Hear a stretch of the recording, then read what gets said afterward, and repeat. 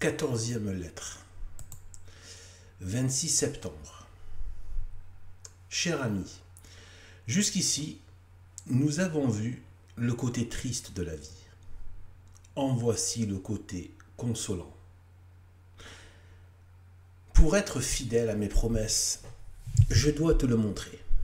Dès le commencement, je t'ai annoncé que notre correspondance avait pour premier but de détromper ceux qui prennent la vie d'ici-bas pour la vie.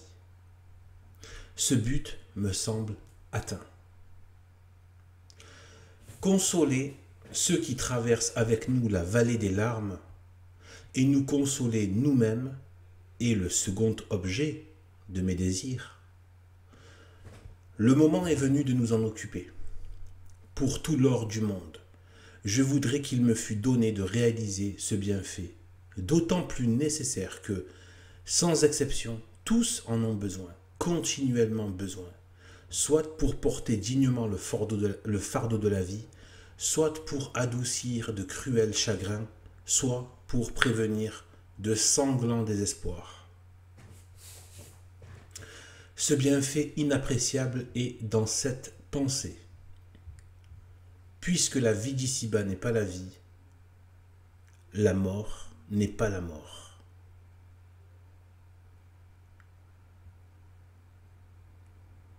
On va la répéter encore parce qu'elle est importante. Elle est mise en valeur par l'auteur. Puisque la vie d'ici-bas n'est pas la vie, la mort n'est pas la mort. Et effectivement, c'est extrêmement puissant. On va la redire. Puisque la vie d'ici-bas n'est pas la vie, la mort n'est pas la mort. La mort n'est pas la mort, quel cauchemar de moins. La certitude de la mort qui pèse sur l'homme dès le jour où il s'éveille à la raison, qui le matin l'empêche de se promettre à lui-même de voir le soir, et qui le soir lui rend incertain le réveil du lendemain. Cette pensée que tout ce qu'il voit, tout ce qu'il entend lui rappelle malgré lui, est, pour les incrédules, eux-mêmes une source intarissable de frayeur, de tristesse. C'est, je le répète, le cauchemar de l'humanité.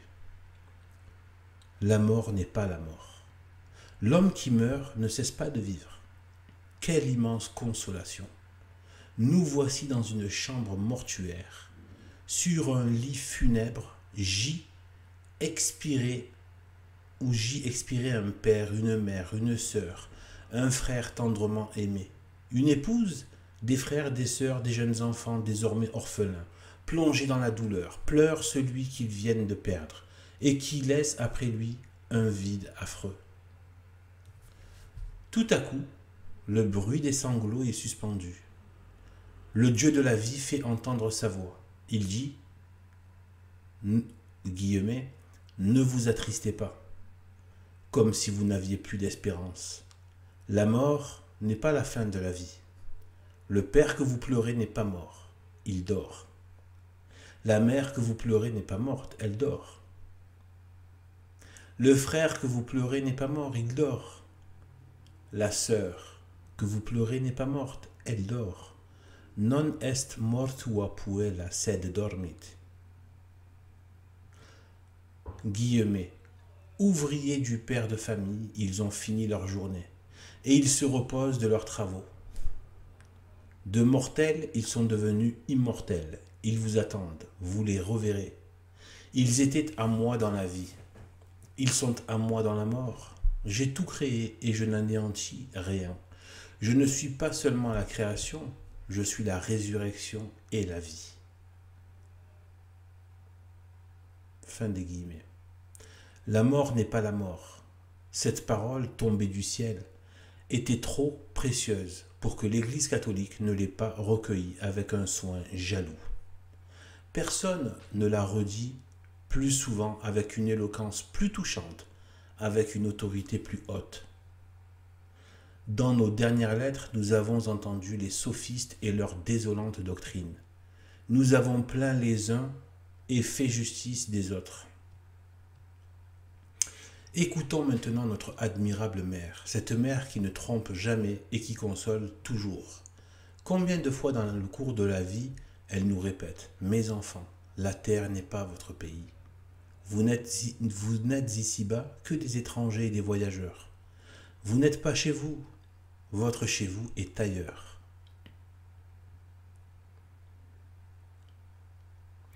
Mais c'est à l'heure des grandes tristesses, parce que c'est l'heure des grandes séparations, qu'elle verse à pleine coupe le baume de cette consolante parole dans le cœur déchiré de ses enfants. As-tu jamais réfléchi à ce que fait l'Église dans les derniers moments de leur pèlerinage? Et pour ceux qui partent et pour ceux qui restent, viens avec moi contempler ce spectacle, tout plein d'immortalité. Aux yeux de l'Église, le chrétien qui meurt n'est pas un être éphémère qui retourne au néant. C'est un voyageur bien-aimé qui se met en route. Avec la plus prévoyante sollicitude, elle fait pour lui ce que la mère la plus attentive fait pour l'enfant de sa tendresse, qui entreprend une course lointaine. Plusieurs choses sont nécessaires au voyageur: un passeport, une bonne santé, un viatique, et s'il doit traverser des pays inconnus ou dangereux, des guides et une escorte. Admire comme l'Église pourvoit à tout cela. Auprès de son fils mourant, elle appelle l'ambassadeur du Dieu de l'éternité vers qui il doit se rendre. En effaçant ses péchés, l'absolution rétablit en lui l'image auguste, dont la vue le fera reconnaître pour un membre de la grande famille catholique qui rentre dans sa patrie. Et les autorités invisibles, échelonnées sur sa route, s'empresseront de lui prêter aide et protection. L'Église ne s'en tient pas là. Elle veut que son fils parte en bonne santé, par le sacrement des malades. Elle rend l'intégrité à tous ses sens, et afin qu'il demeure inviolable, elle les cachette avec le sceau du Rédempteur, dont la seule présence met en fuite les légions ennemies. Mais le voyageur a besoin de nourriture. L'Église lui apporte son viatique. Ce viatique est le pain d'effort qui le soutiendra dans ses défaillances, l'aliment de l'immortalité qui, lui communiquant ses propriétés divines, le rendra tel qu'il doit être, pour voir s'ouvrir devant lui les portes de la bienheureuse patrie. Les préparatifs du voyage sont complets. Il ne reste plus qu'à donner le signal du départ et à placer le voyageur sous la conduite de guides fidèles et sous la garde d'une invincible escorte. Avec une assurance de foi, une tendresse de sentiment et une solennité de langage à jamais inimitable, l'Église va s'acquitter de ce double soin. S'approchant de son fils, elle lui dit, Guillemet, partez de ce monde, âme chrétienne. Au nom de Dieu, le Père Tout-Puissant, qui vous a créé, au nom de Jésus-Christ, le Fils du Dieu vivant, qui a souffert pour vous, au nom du Saint-Esprit qui a été répandu en vous, au nom des anges et des archanges, au nom des trônes et des dominations, au nom des principautés et des puissances, au nom des chérubins et des séraphins, au nom des patriarches et des prophètes, au nom des saints apôtres et évangélistes, au nom des saints martyrs et confesseurs, au nom des saints solitaires et ermites, au nom des saintes vierges et de tous les saints, que les légions infernales soient couvertes de confusion et que les ministres de Satan n'aient pas l'audace de s'opposer à votre passage. Qu'aujourd'hui même vous arriviez au pays de la paix et que la sainte Sion soit votre demeure par le même Jésus-Christ, notre Seigneur. Fin des guillemets. Je fais une petite parenthèse. Très important de temps en temps dans les prières, moi je le fais parce que ça me tient à cœur, qu'on a aussi une guerre sur le plan surnaturel à mener. La prière fait partie des moyens de combattre. Et aujourd'hui, nous devrions normalement faire des prières de combat quasiment à mon avis, tous les jours. Hein. Vu l'état en fait, il n'y a plus d'église. Hein. C'est fini. Il n'y a plus de... Aujourd'hui, il n'y a plus d'église, on va dire, au niveau institutionnel, temporel, de pouvoir matériel de l'église. Dans le sens politique, etc. telle qu'elle existait avant Vatican II. Eh bien, maintenant, la guerre non seulement est ouverte, mais les légions infernales, avec la franc-maçonnerie, les cultes antichrist, et les athées, les modernistes infernaux de matérialisme et de blasphème et d'obscénité et de moquerie, et de néant des choses de Dieu, et de haine même des choses de Dieu, et surtout, et en plus des gens de Dieu que nous sommes, eh bien c'est important cette phrase-là.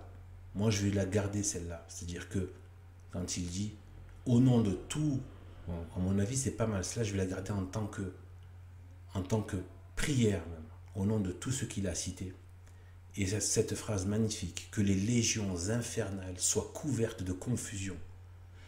Ça, il ne faut pas l'oublier, hein, que ce soit contre les musulmans de Lépante qui ont été mis en défection par des chrétiens, une armée chrétienne beaucoup moins nombreuse, que ce soit dans l'Ancien Testament, les guerres qui ont été gagnées, souvent, il y a aussi bon, en fait il y en avait plusieurs, y compris Sainte Jeanne d'Arc, pourquoi les Anglais sont partis, ont quitté la France dans la confusion, alors qu'ils avaient quasiment tout le territoire presque, la moitié du territoire au moins, enfin voilà, donc à un moment donné, tous les gens qui s'opposent et qui nous combattent, le problème c'est qu'il faut prendre conscience qu'on est combattu et que c'est une guerre.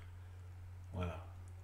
Et là il dit donc que les légions infernales, faut pas oublier que infernal c'est un peu la même racine que les enfers, hein, parce que c'est inferno, c'est tout ce qui est inférieur, et les enfers, c'est inférieur, c'est sous la terre, parce que l'enfer est matériellement sous la terre.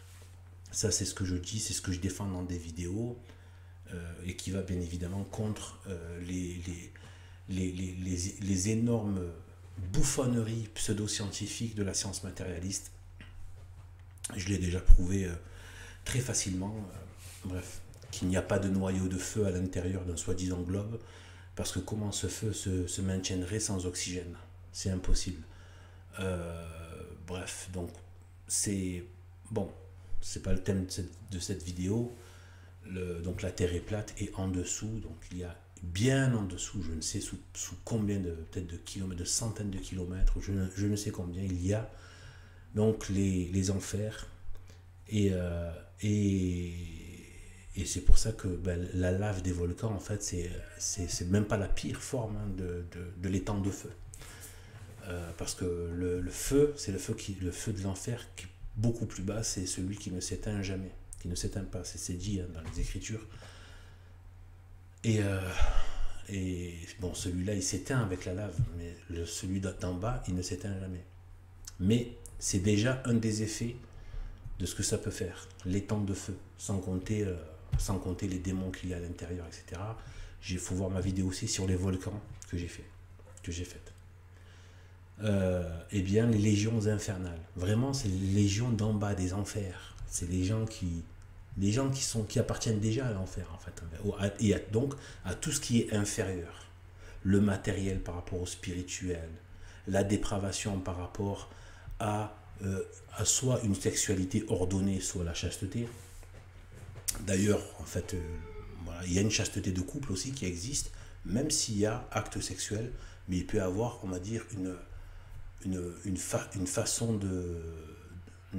d'être et de pratiquer l'intimité de manière saine, quoi. Voilà, tout simplement. C'est-à-dire selon les lois simples de la nature, voilà.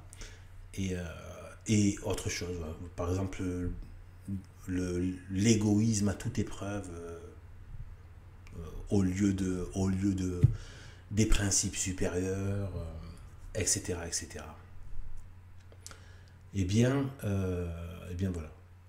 Donc je pense vraiment que les légions infernales soient couvertes de confusion, et que les ministres de Satan n'aient pas l'audace de s'opposer à votre passage. En fait, il faut combattre avec Dieu, et c'est Dieu qui va faire. Dieu, il veut juste qu'il y ait des personnes dévouées et qui lui font confiance. Il ne va pas agir malgré notre désobéissance, malgré... Non, là il ne va pas nous défendre. Mais s'il voit qu'on s'en remet à lui, alors là, il peut faire des miracles. Tous ceux qu'on croyait invincibles, qu'on les voyait comme ça, arrogants, triomphants, avec, leur rire narquois et méprisant et moqueur et menaçant, eh bien, ils sont défaits avec une force, une facilité qu'on ne pouvait même pas soupçonner. Eh bien, aujourd'hui, il faut prier contre les légions de l'enfer, les sociétés secrètes, la franc-maçonnerie, toutes les sociétés infernales des cultes démoniaques qui nient la divinité de Jésus-Christ, toutes les légions d'athéisme, de blasphémateurs, comment dire, tous ceux qui combattent l'Église et qui, même si elle est quasiment réduite à rien de nos jours, c'est la preuve qu'ils n'arrivent pas à se défaire, parce que c'est la vérité. S'il n'y a plus de christianisme, ils n'ont plus rien à combattre ici. Ils n'ont plus rien à combattre, ils se mangent entre eux.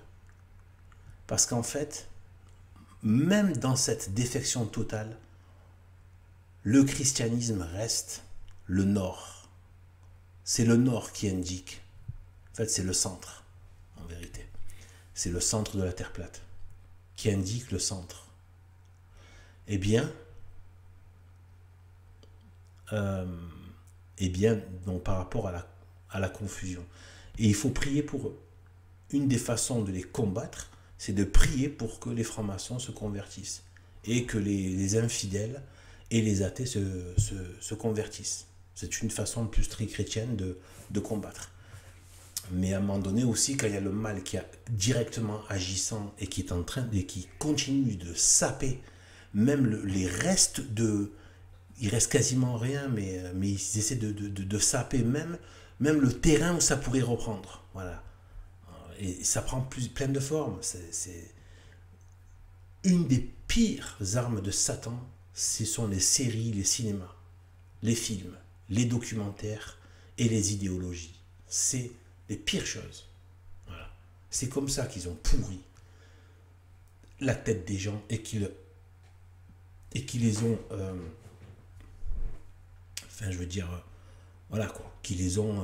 qui leur ont donné une fausse image, une calomnie sur l'Église. Alors que pour nous, il suffit de dire la vérité sur ce qu'a fait la République et le matérialisme. Le XXe siècle est là pour en parler. Alors, mais là n'est pas le sujet de cette vidéo, on aura peut-être l'occasion d'en reparler d'autres fois. Donc vraiment, que les légions infernales soient couvertes de confusion et que les ministres de Satan n'aient pas l'audace de s'opposer à votre passage. Qu'aujourd'hui même vous arriviez au pays de la paix et que la sainte Sion, c'est la paix du Christ, la paix de Dieu, pas la paix des modernistes pleine de honte et d'indignité et d'ordure et de cruauté aussi, de méchanceté.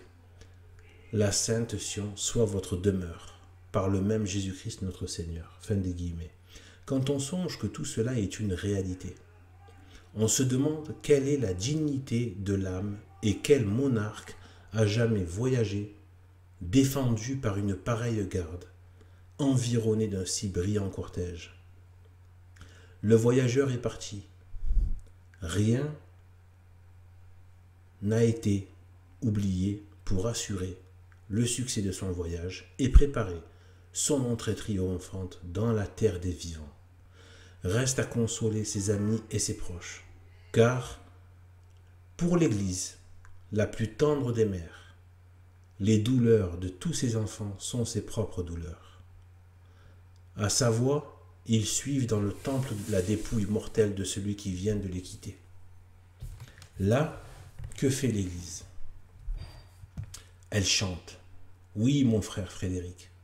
Tandis qu'on aperçoit dans le temple que des images lugubres et qu'on n'entend que le bruit des larmes et des sanglots, l'Église chante. Elle chante toujours. Quel est ce contraste? Une mère peut-elle chanter à la mort de ses enfants? Et de toutes les mères, l'Église n'est-elle pas la plus aimante? Encore un coup. Quel est ce mystère? Les soins dont elle nous environne depuis le berceau ne permettent pas d'en douter. l'Église nous aime, et son amour est d'autant plus vif qu'il est plus noble. Dépositaire des promesses d'immortalité, elle les proclame hautement en présence de la mort. S'il y a quelques larmes dans sa voix, il y a aussi de la joie. Plus heureuse que Rachel, elle se console et nous console parce qu'elle sait que ses fils lui seront rendus. Ainsi, dans les larmes des parents, la nature, dans les chants de l'Église, la foi. Ainsi, dans les larmes des parents, la nature, dans les chants de l'Église, la foi. L'une attriste en disant « mort », l'une s'attriste en disant « mort », l'autre se réjouit en répondant « résurrection ». Entends-tu la mélodie si suave au cœur et si douce à l'oreille qui, au milieu du profond silence des divins mystères, retentit tout à coup sous les voûtes du temple? Interprète du Dieu de l'éternité, dont l'homme est l'immortelle image. Le prêtre chante en haut les cœurs.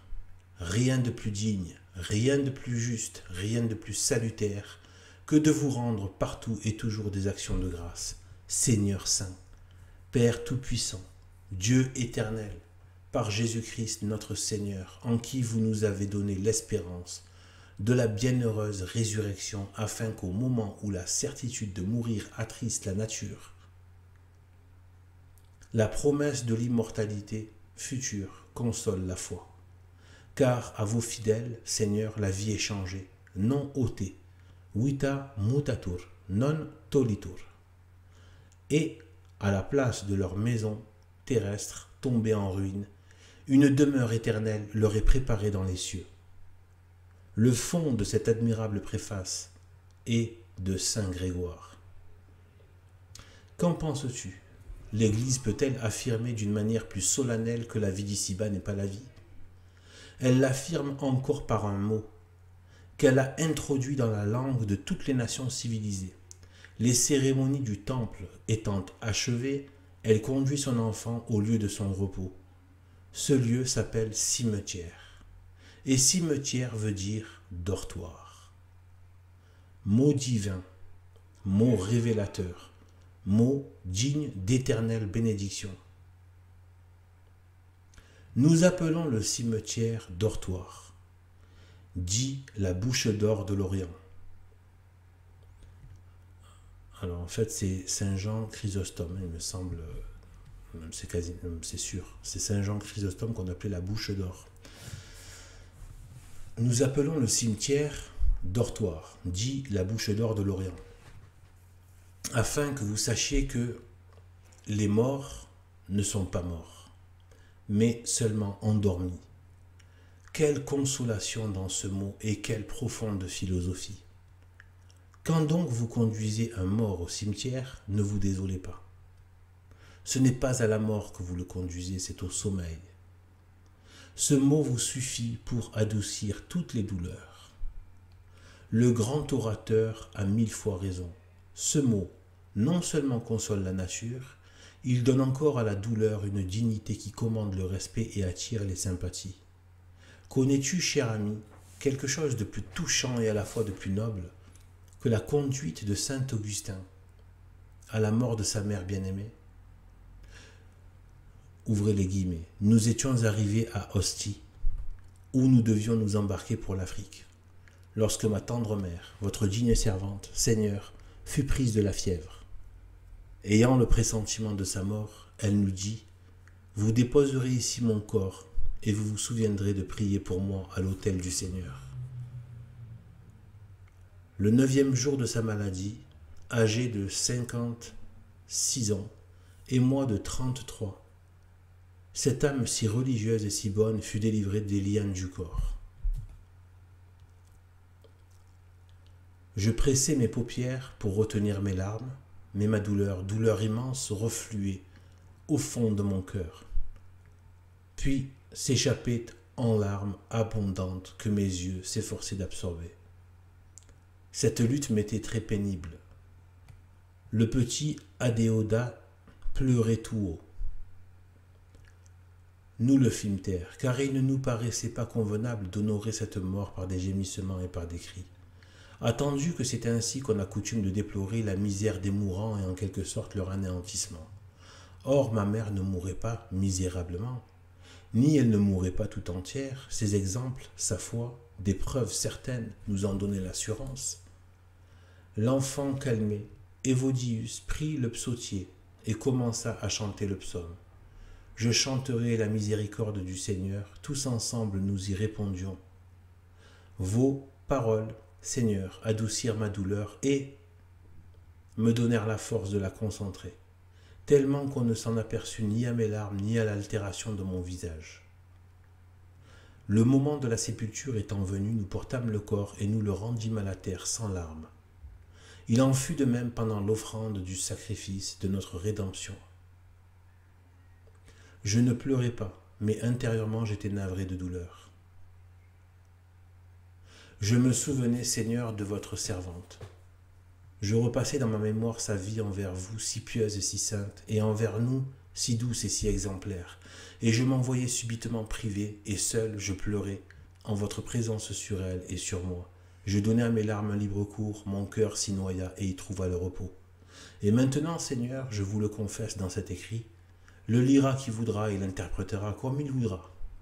S'il me trouve répréhensible d'avoir pleuré ma mère pendant une petite partie d'une heure, ma mère que je voyais morte sous mes yeux, elle qui tant d'années m'avait pleuré pour me faire vivre à vos yeux, qu'il ne se moque pas de moi, mais plutôt, s'il a une grande charité, qu'il pleure sur mes péchés devant vous, Père de tous les frères de votre Christ.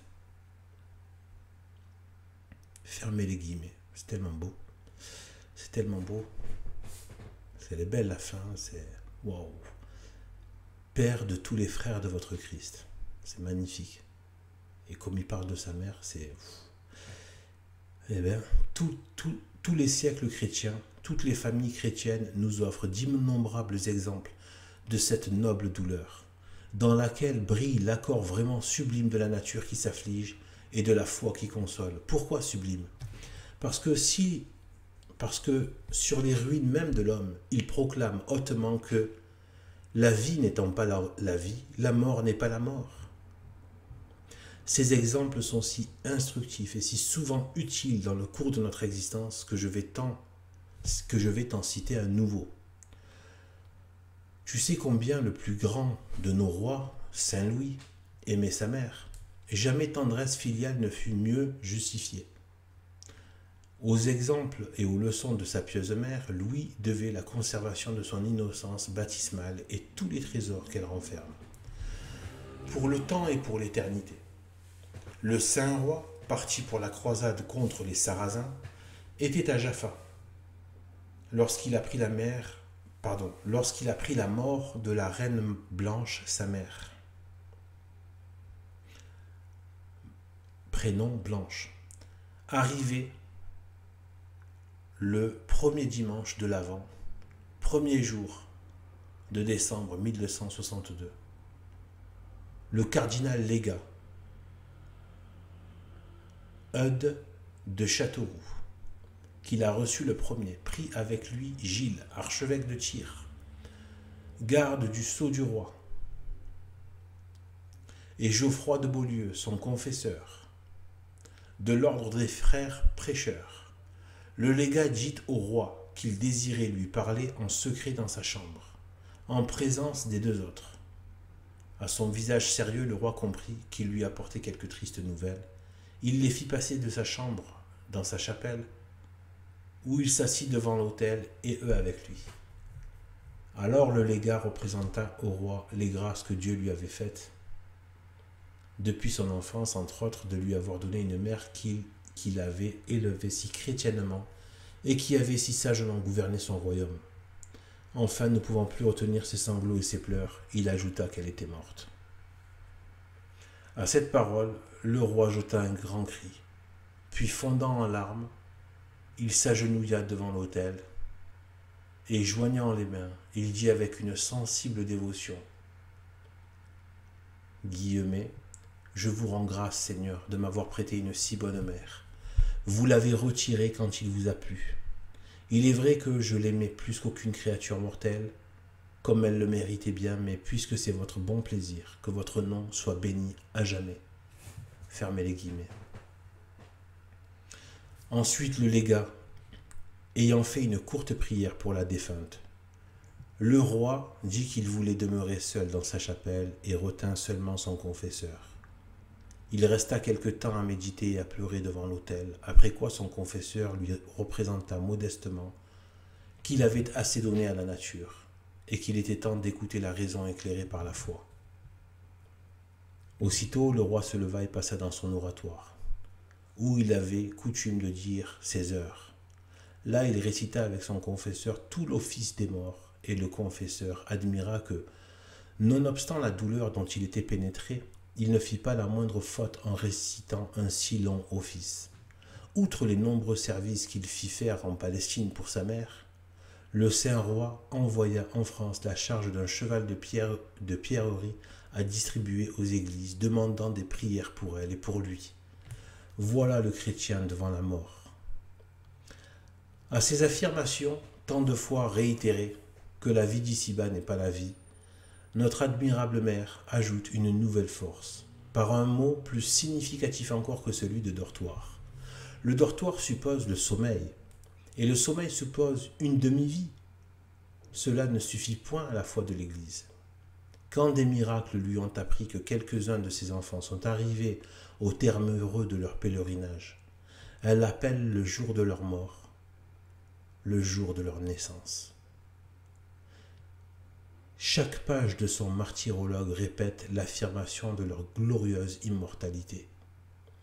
Prends-le et tu liras. Ouvrez les guillemets. À Jérusalem, à Rome, à Lyon, à Paris, à Narbonne, à Besançon, naissance de tels saints et de telles saintes, qui, après la vie mourante, ou plutôt la mort vivante d'ici-bas, est entré en possession de la vie véritable. Fermez les guillemets. L'Église est tellement sûre de leur bonheur que ce jour est pour elle un jour de fête. En déployant pour le célébrer toute la pompe de ces cérémonies, que fait-elle? À la face du ciel et de la terre, elle porte à la mort ce sublime défi. Ô mort, où est maintenant ta victoire? Où est ton aiguillon? 1 Corinthiens 15, 55. Je te laisse, mon frère Frédéric, sur cette éloquente protestation contre l'abjecte philosophie qui, ravalant l'homme au niveau de la brute, limite la vie à la durée fugitive de notre terrestre pèlerinage et regarde la mort comme le retour au néant. Tout à toi.